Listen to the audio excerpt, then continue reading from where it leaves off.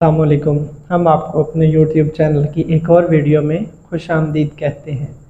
आज हमने पढ़ना है जी लेक्चर नंबर 8 जो है file system structure and management के जो फाइल हैं वो हमारे सिस्टम में हमारे कंप्यूटर में किस तरह से स्टोर होती हैं, कैसे कैसे उनके ऊपर हम काम कर सकते हैं।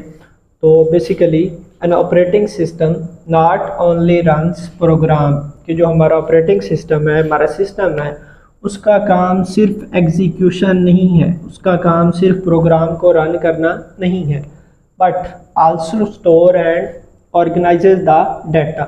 जो भी यूज़र को डाटा होता है उसकी अपनी स्पेस होती है, अपनी स्टोरेज होती है, उसको अपनी स्टोरेज में स्टोर भी करता है और ऑर्गेनाइज भी करता है।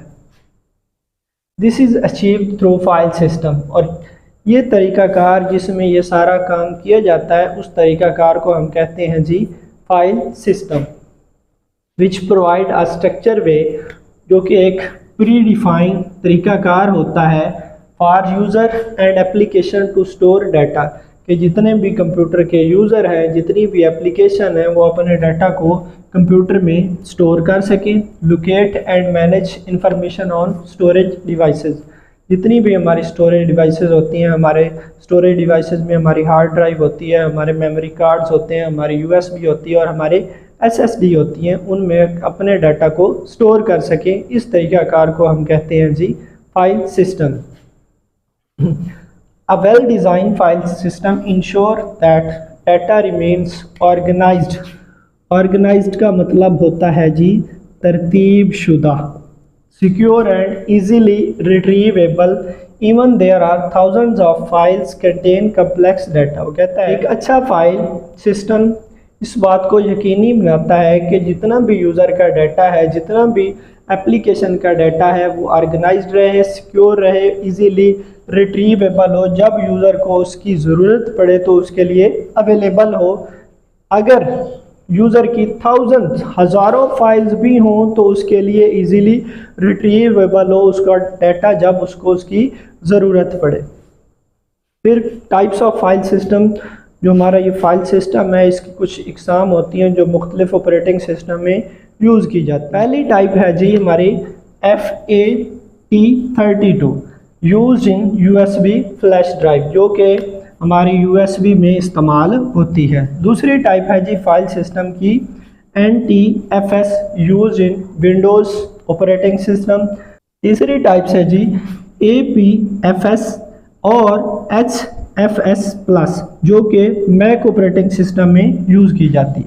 चौथी टाइप है जी EXT4, जो कि कॉमनली लिनक्स जो ऑपरेटिंग सिस्टम है उसमें यूज़ की जाती है। फिर कुछ हमारे फाइल सिस्टम में आगे कंसेप्ट यूज़ होते हैं। पहला कंसेप्ट है जी फाइल्स। फाइल्स क्या होती है? A file is a collection of related data stored on a computer. बहुत सारे रिलेटेड डाटा की कलेक्शंस, मजमूआ जो हम कंप्यूटर के ऊपर स्टोर करते हैं उसको कहते हैं फाइल। अब फाइल जो होती है it may contain text, image, audio and video. जो हमारी फाइल्स है उसमें मौजूद डाटा हमारी इमेज हो सकती है, हमारी ऑडियो हो सकती है, वीडियो हो सकती है, या कोई भी डॉक्यूमेंट टेक्स्ट हो सकता है। फिर आता है जी folder. A folder is a container. Folder एक कंटेनर को कहते हैं, एक डब्बे को कहते हैं, यूज टू ऑर्गेनाइज फाइल, जो कि इस्तेमाल होता है हमारी फाइल्स को तरतीब देने में, and other folders in a logical structure making it easier to locate and manage information। जितने भी फोल्डर होते हैं उनका एक पार्टिकुलर स्ट्रक्चर होता है, एक लॉजिकल स्ट्रक्चर होता है जिसमें वो तरतीब देते हैं अपनी फाइल्स को। मतलब हर फाइल्स का एक नाम रखा जाता है, हर फोल्डर का एक नाम रखा जाता है ताकि वो इजीली रिट्रीवेबल हो, इजीली फाइंडेबल हो जब यूज़र को उसकी ज़रूरत पड़े। फिर आता है जी मेटा डाटा। अब मेटा डाटा किसे कहते हैं? एक फाइल्स, एक फोल्डर्स की जो मोर इन्फॉर्मेशन होती है, मोर डिटेल्स होती हैं, वो आते हैं जी हमारे मेटा डाटा में। Meta data refers to detail about a file folder. अब फाइल फोल्डर की जो डिटेल्स हैं वो क्या हो सकती हैं? वो उसका नेम हो सकता है, वो उसकी टाइप हो सकती है, साइज़ हो सकता है, और date of creation and date of modification, कि वो फाइल है, वो फोल्डर है, कब उसको क्रिएट किया गया, कब उसमें चेंजिंग्स पैदा की गई, कब उसको मॉडिफाई किया गया।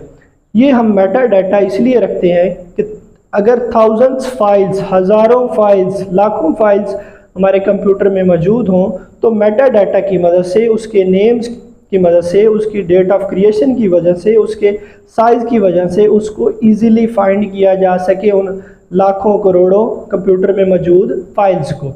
ये था जी आज का हमारा छोटा सा टॉपिक जो कि हमने पढ़ा, सीखा। उम्मीद है आपको समझ आया होगा, आपने इससे सीखा होगा। अगर ये आपको समझ आया है और हमारी वीडियो अच्छी लगी है तो हमारी वीडियो को लाइक करें, हमारे चैनल को सब्सक्राइब करें और अपने दोस्तों के साथ शेयर करें। शुक्रिया।